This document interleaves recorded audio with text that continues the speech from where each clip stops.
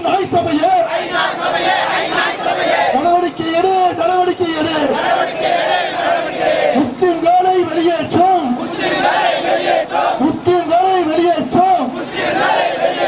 வறுமை அரசு மீது நடவடிக்கை எடு ஐநா சபையே ஐநாய் சபையே வறுமை அரசு மீது உடனடியாக நடவடிக்கை எடு. விடமாட்டோம்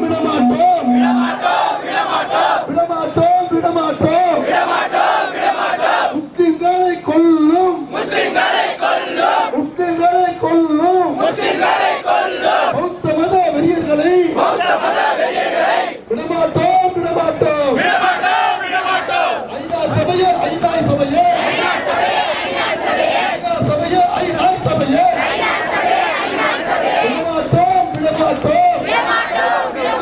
முஸ்லிம்களை வெளியேற்றும் பௌத்த மத வெறியர்களை விடமாட்டோம்.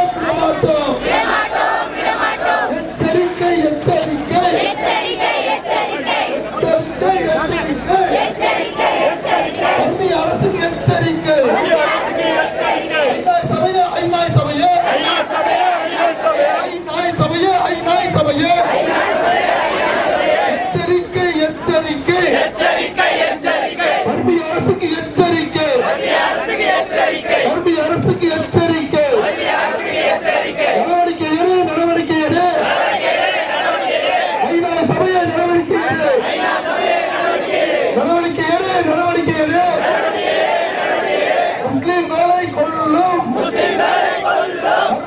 அரசியல் மீது ஐநாய் சபையே நடவடிக்கை எடு. கொள்கை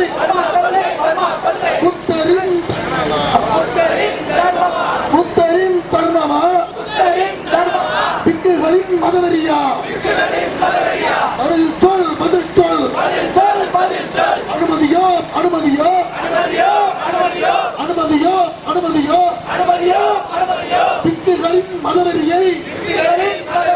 பிக்குகளின் மதவெறியை இனிமேலும் அனுமதியோ?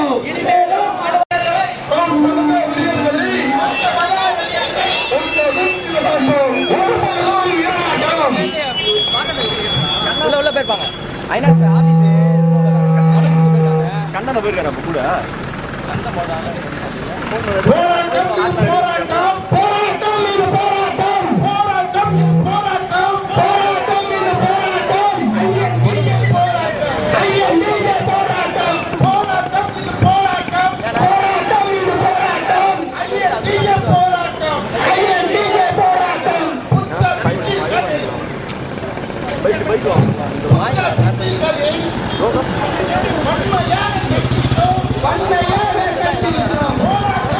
கொல்லப்பட்டிருக்கிறார்கள். நடு ரோட்டிலேயே பெண்கள் கற்பழிக்கப்பட்டு கழுத்தறுக்கப்பட்டு தெருவிலே வீசப்பட்டிருக்கிறார்கள். ஒரு முஸ்லிமுக்கு எங்கு எது நடந்தாலும் மற்றொரு முஸ்லிமுக்கு துடிக்க வேண்டும். முஸ்லிம் இனத்திற்கு எதிராக என்று அல்ல, எந்த அப்பாவிகள் கொல்லப்பட்டாலும் அவர்கள் யாராக இருந்தாலும் சரி, அவர்களுக்காக இந்திய தௌஹீத் ஜமாத் களத்திலே இறங்கும் என்பதை கொண்டிருக்கிறோம். ஆண்களும் பெண்களுமாக இங்கே வந்திருப்பதனுடைய நோக்கம், எங்களுடைய நோக்கம் யாரையும் எதிர்த்தல்ல. நாங்கள் வஞ்சிக்கப்படுகிறோம், நாங்கள் கருவறுக்கப்படுகிறோம், முஸ்லிம் இனம் கருவறுக்கப்படுகிறது. இதை கருவறுத்துக் கொண்டிருக்கக்கூடியவர்கள் பௌத்தர்களாக இருந்து கொண்டிருக்கிறார்கள். அதை கேட்க வேண்டிய ஐநா சபை அங்கிருந்து தன்னுடைய 44 ஊழியர்களை திரும்ப பெற்றிருக்கிறது. அந்த திரும்பப்பட்ட ஐநா சபைக்கு உடனடியாக அங்கே மீண்டும் ஐநா சபையினுடைய ஊழியர்கள் செல்ல வேண்டும். அவர்களை அந்த நாடற்ற மக்களாக ஆக்கப்பட்டிருக்கின்றவர்களை, சொந்த நாட்டிலே அகதிகளாக மாற்றப்பட்டிருக்கின்ற என் மக்களை அந்த நாட்டினுடைய குடியுரிமை பெற்றுக் கொடுக்க வேண்டும் என்பதற்காக இங்கிருந்து குரல் கொடுத்துக் கொண்டிருக்கிறோம். இந்த குரல் விளங்கும் என்று எண்ணுகிறோம். அதே போல இங்கே உள்ள ரெஃப்யூஜி என்று சொல்லக்கூடிய அகதிகளுக்கான ஐநா முகாமினுடைய அலுவலகம் இங்கே தான் இருந்து கொண்டிருக்கிறார். எதற்காக பெசன்ட் நகரை தேர்ந்தெடுத்தீர்கள்? பெசன்ட் நகரிலே எல்லாம் இருக்கக்கூடியவர்கள் எல்லாம் உயர் அதிகாரிகள் அல்லவா? உயர் அதிகாரிகள் மாத்திரமா? நீதிபதிகள் அல்லவா?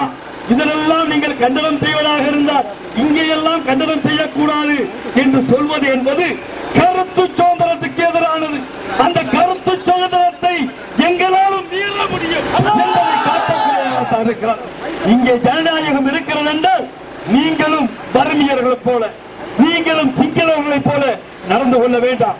என்னிடம் சொந்தங்களே, நாங்கள் கேட்பதெல்லாம் எங்களுக்கு பாதுகாப்பு, எங்கள் மக்கள் கொல்லப்படுகிறார்கள், அவர்களுக்கு பாதுகாப்பு, வேறொன்றையும் கேட்டு இங்கே நாங்கள் வரவில்லை. நாங்கள் சட்டத்தை மீறக்கூடியவர்கள் அல்ல, சட்டத்தை உட்படுத்தி நடக்கக்கூடியவர்கள். சட்டத்தை மீறக்கூடியவர்களாக இருந்தால் இங்கே அனுமதி பெற்றல்ல, அனுமதி பெற்று இங்கே ஆர்ப்பாட்டம் நடக்காது, தமிழகமே ஸ்தம்பித்திருக்கிறது. ஆனால் எதிலும் கட்டுப்பாடு உள்ளவர்கள் முஸ்லிம்கள் என்பதை காட்டுவதற்காகத்தான் இந்த ஆர்ப்பாட்டத்தை நடத்திருக்கிறோம். இங்கே ஐநா சபையிடம் நம்முடைய கோரிக்கையை முன்வைத்திருக்கிறோம். இங்கே உள்ள அதிகாரி டெல்லிக்கு அனுப்புவதாக சொல்லியிருக்கிறார், இவனுடைய தலைமையகத்துக்கு அனுப்புவதாக சொல்லியிருக்கிறார். இன்ஷா அல்லாஹ் நல்லது நடக்கும் என்று எண்ணுகிறோம். கண்டிப்பாக நல்லது நடக்க வேண்டும். இல்லை என்றால் இந்த போராட்டம் தமிழகம் எங்கும் தொடரும் என்பதை அறிவித்துக் கொள்வோம். கடைசியாக ஒன்றை சொல்லிக் கொள்கிறேன், காவல்துறை நண்பர்களுக்கு, அன்பர்களுக்கு சொல்லிக் கொள்கிறோம். நாங்கள் எந்த மக்களுக்கும் தொந்தரவு கொடுக்கக்கூடியவர்கள் அல்ல, பிற மக்களுடைய பிரச்சனையில் தலையிடக்கூடியவர்கள் அல்ல, மக்களுடைய தொந்தரவுகளை அல்ல, அதாவது நாடரை மீறக்கூடியவர்கள், சட்ட ஒழுங்கை மீறக்கூடியவர்கள் நாங்கள் அல்ல. எங்களுக்கு போலீஸ்கள் குவிக்கப்பட்டாலும் அதையும் நாங்கள் ஏற்றுக்கொள்வோம். இப்போது மீறி கைதாக தயாராக இருக்கிறோம். நடங்க, அப்படியே கைதாங்க, போங்க, பிக்கப் கொடுங்க, போங்க. ஐஏபிஜே போராட்டம், போராட்டம், இது போராட்டம், ஐஏபிஜே போராட்டம், கண்டிக்கிறோம், கண்டிக்கிறோம், கண்டிக்கின்றோம், கண்டிக்கின்றோம், முஸ்லிம்களை கொன்று குவிக்கும் கயவர்களை வன்மையாக கண்டிக்கின்றோம், கண்டிக்கின்றோம், கண்டிக்கின்றோம். முஸ்லிம்களை வெளியேற்றோம், முஸ்லிம்களை வெளியேற்றோம், பௌத்த மத வெறியர்களை, பௌத்த மத வெறியர்களை கண்டிக்கின்றோம், கண்டிக்கின்றோம். பர்மா கொள்கை, பர்மா கொள்கை.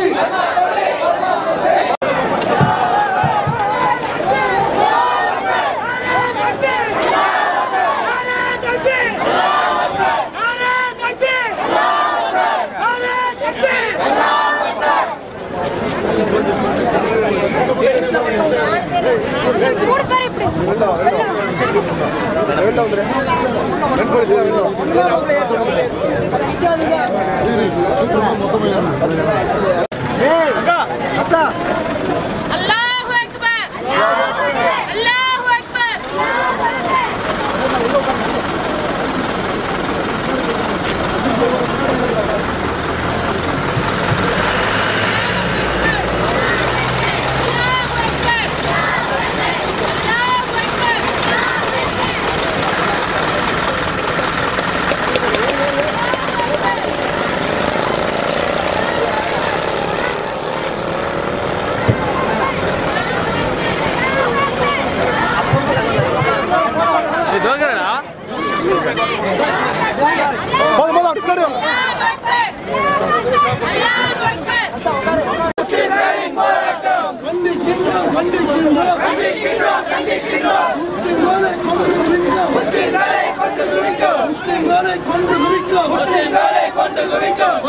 முத்தமத கைவர்களை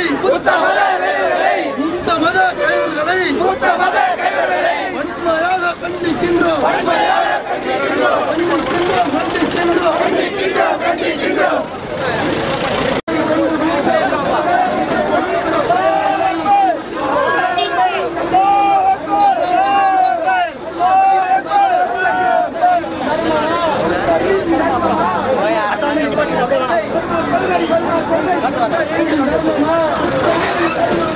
Dari sebenarnya nanti